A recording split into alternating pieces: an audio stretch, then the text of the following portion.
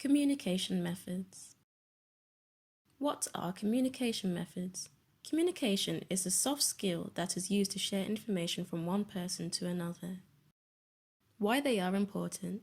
Communication is something that is done every day in nearly every environment. It is used to build relationships, share ideas and goals, manage teams, and so much more. Communication methods. The four main communication methods are: 1. Verbal uses words verbally either face-to-face or via phone calls. It is the most common communication style as feedback is immediate. 2.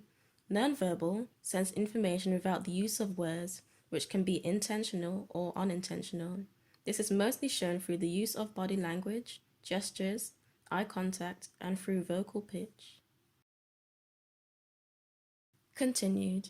3. Written refers to typing, printed or recorded materials. These include books, blogs, emails, lists, and documents. 4.